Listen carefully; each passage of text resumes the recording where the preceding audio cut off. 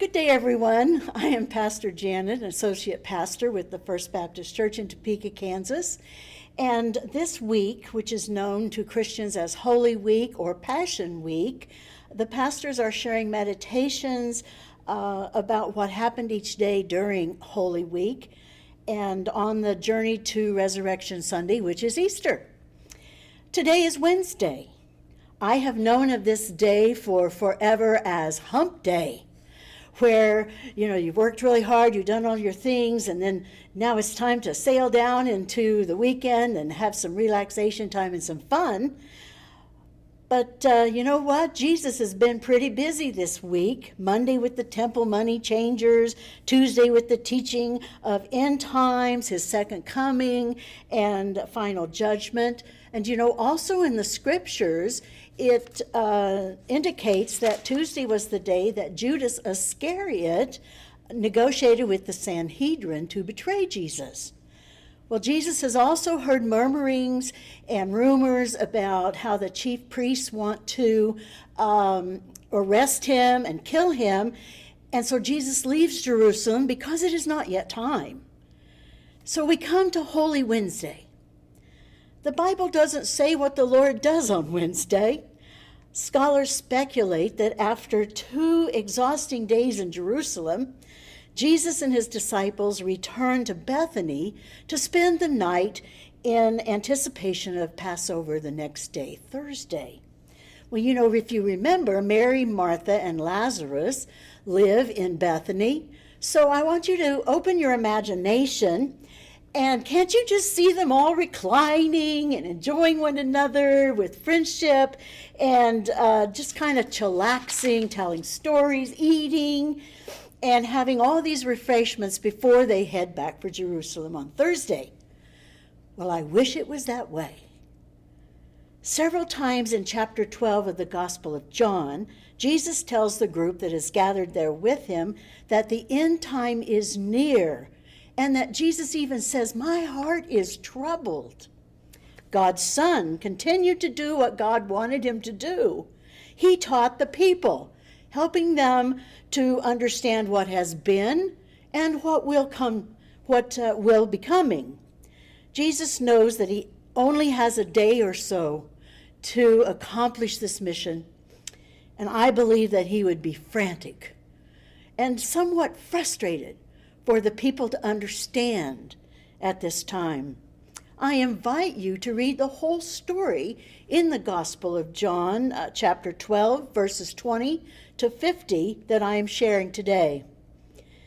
Some Greeks arrived as he is there in Bethany, and they want to see Jesus. Well, instead of greeting them and saying, "Come on in, join the party, let's have a good time," Jesus tells a story. Well, that sounds like Jesus, doesn't it? It starts with, "The time has come, the moment for the Son of Man to be glorified.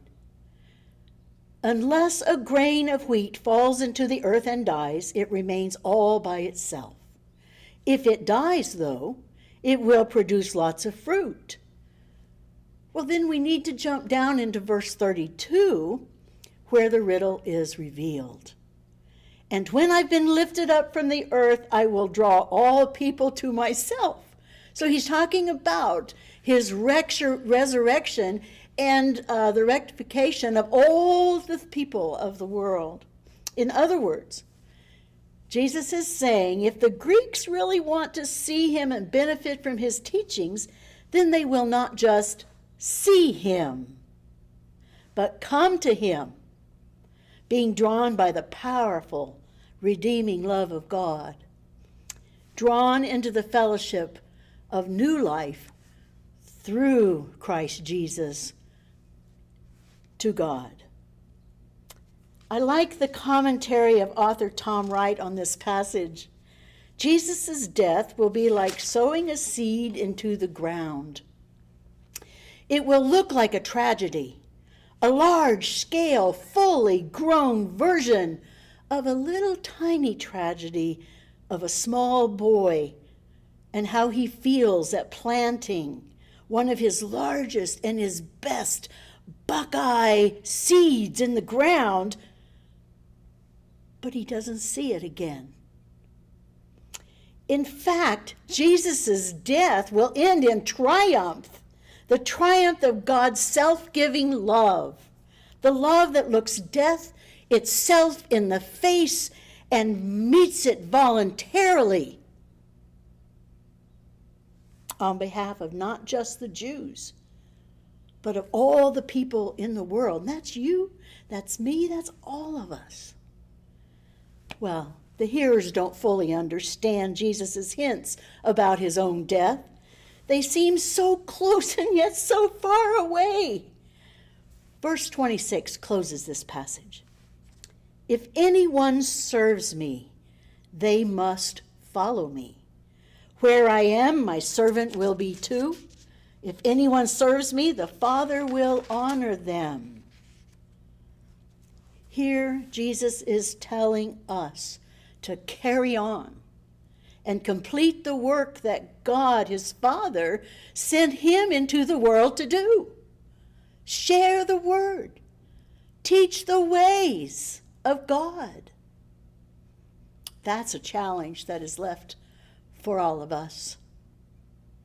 Well, we leave this day just as Jesus did, knowing what is coming. Join us tomorrow at noon for Thursday's meditation. God bless y'all.